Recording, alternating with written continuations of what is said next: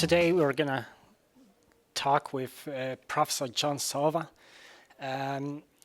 about artificial intelligence and I think history of artificial intelligence. So maybe at first, not about artificial intelligence. I really hope that you like the conference and you find it very good. Yes, it was a good conference with a lot of interesting people with interesting ideas, and we had some good discussions. About the bird nest problem that you've mentioned during your speech, what's the real reason of that? Is it that we cannot integrate properly solutions that do find in specific areas? Or do we simply try to do something too general and lose the details? Well, the bird's nest problem is just one example of a huge number of issues where a person or a bird or a beaver making a dam has to adapt to an environment, a very complex environment, ever-changing environment, and with all kinds of pieces of things that are lying around, and maybe things that the birds and beavers actually do make tools, and humans make a huge number of tools. So one of the things that people and birds and beavers can do is something that no robot can do. The things that robots do very well is to repeat with exact precision something that they were programmed to do. And for programming a complex robot, let's say on an assembly line, you take a human expert who literally holds the hand of the robot and shows the robot how to go from where it starts to pick up one part and to plug it into something else. And so by repeatedly showing the robot how to pick up nuts and bolts and put them into a car, the human can teach the robot to do the same kind of thing that a factory worker would do on the assembly line. But that is just one very simple task. And what the robot will do is repeat that task again and again with absolutely perfect precision. And that's good if you want to do that task. But the robot can't dynamically change its position, so that if you give it a different set of parts and tell it, well, do what you can with that, it's totally lost. It has no idea what to do.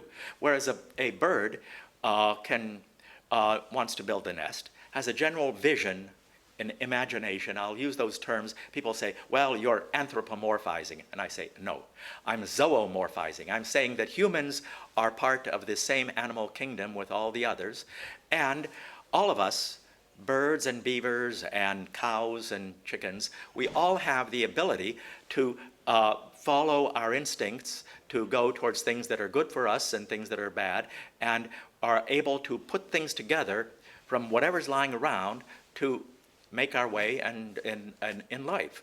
And so the bird can look around and see what's available. If there's twigs and sticks and stones, it will build a nest out of all the irregular twigs.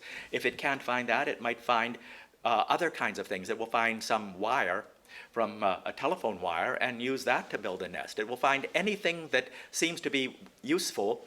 The bird will be able to put that together. It will find cotton to make it, if there's some cotton from something, it will use the cotton to line the nest. It will take anything natural or human-made that happens to be usable. And our robots can't do that. They are narrowly programmed for one simple task. And what I've been saying is that I've been repeating what Marvin Minsky said, is that the key to intelligence is that there is no key. That the computer, that the human brain has the ability to create new ways of thinking for an open-ended variety of different kinds of problems. And so that flexibility and adaptability is true of people, but it's also true of a bird. A bird will do whatever it needs to take whatever happens to be in the environment. It has a general goal to build a nest. You don't have to, so that's an instinct that will say, bird building a nest. That's something instinct. The details of how to build a nest are not built in, but the bird will have its own abilities with its beak and its wings and so on, and it will find whatever is available in the environment and use that to build its nest, and it knows that it's trying to build a nest for some eggs, and so it will build that nest to hold a couple of eggs, and that part is instinct, the general goal. But the ability to take a very general goal and build that is something that animals, like a beaver making a dam, a bird making a nest, or a human doing anything in life, will just make do with whatever's available and put it together. And the problem with our computers is that you have to program them detailed level, bit by bit by bit. You have to program them from the bottom up, and you can't just give them a goal. You can't say, build a nest, and say, there's a tree, and here's things around in the environment. Go build a nest from anything you can find. They can't do that. They are programmed.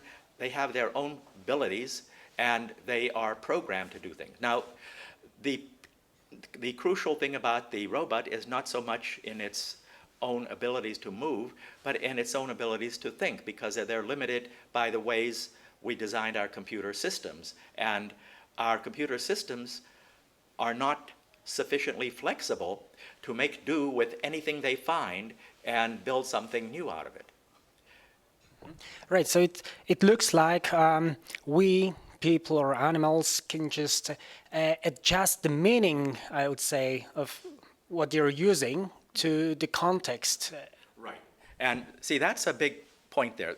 Meaning is critical, and one of the things that I like logic. I think logic is important. I've studied logic. I've implemented theorem proving and language processing things. So logic is important, but the point is that logic does not deal with meaning and intentionality.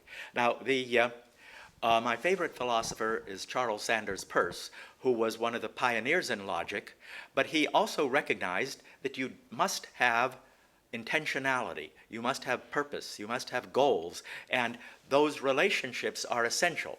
Now, the problem with 20th century analytic philosophy is that they went off on trying to be, quote, scientific.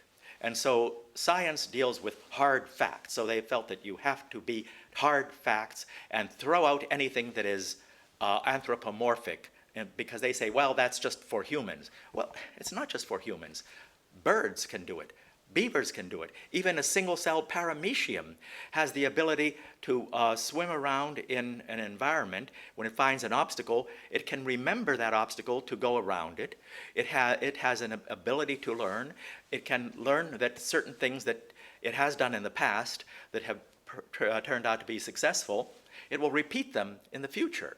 And this is a single-celled animal that has no neurons, no brain, but it does have enough innate ability in its cell structure that enables it to do some very complex operations. They're certainly not as complex as a bird or a beaver or a human, but they are much more complex than what we're currently doing with our computers. And one thing that I criticize is the tendency to try to eliminate complexity, that people want to have a nice, elegant set of axioms from which they can prove everything.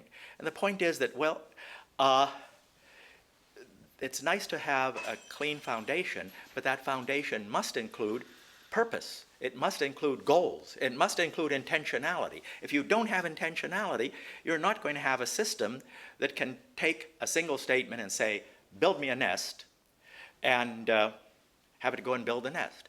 Or it can't do what a beaver does. You tell it, build a dam, it won't even know where to start. It doesn't have any way of imagining how to put these things together. It doesn't have any way of setting its own goals. You need a system that will be able to recognize purpose, intention, and goals, and that is more fundamental even than logic. Now, logic is important, but logic can only do what you tell it to do. And deductive logic just starts with a given fixed set of axioms, and it will prove the consequences. But it does not invent its own axioms. And so for the axioms, there is where you need induction to take in new data and observe regularities. You need abduction for forming new hypotheses, totally new hypotheses that aren't previously invented. Now, those hypotheses might be building on pieces that you already know, but you need to be able to think up new ways, and it's only after you have your induction and abduction that you can even begin to do deduction. So deduction is only one piece of the puzzle. It's not all of the puzzle, and one of the things that I complain about logicians, I myself am a logician, I do logic, I do theorem proving, but I believe that you must have the ability to come up with new ideas, new induction, new abduction, new hypotheses, and you need the goals. The goals are fundamental. Without a goal, you don't even know what to do. And one of the things that people tried back in the 1970s is to have theorem provers which would just churn around and come up with theorems. And it turned out that all they could do is just endlessly repeat and develop these very trivial little theorems that no real mathematician would ever really think was very significant. Now, once in a while, those systems might discover something new, but their likelihood of finding something new is very low, and the best way to make them find something new is to have a human guide them. So there are various tools, such as Mathematica, for example, which has a very, very high-speed mathematical reasoning system and theorem-proving system, but you need a human mathematician who tells it what to do, and then the system can follow out the details. And that's the kind of thing that we need to generalize so that we can make it more general, so that we can have systems that can effectively take a vague general goal, ask a few questions, and then go off and do it. And we don't have that today. Okay, and well, the second part would be about the conceptual graphs that you created. Can you tell the story of creation of that idea? How did it happen? Well, I had been studying the work in artificial intelligence. In fact, I took Marvin Minsky's course in artificial intelligence back in 1968, and he had some readings that we did and studies, and I looked at the various things going on in semantic networks, and I was trying to relate that to ordinary language. And at the same time, I was taking a course in psycholinguistics, and so I wanted to relate the two. And so there was a term paper was required for this, that you had to write a term paper on what you were planning to do with it. And so that's where I wrote my first article on conceptual graphs and putting together the conceptual graphs that to handle language and thought, and in a more systematic way. And over the years, I had built more on, but the most important discovery that I had was when I discovered the work by Peirce, Charles Sanders Peirce. He had what he called existential graphs, which was a graphic representation for logic.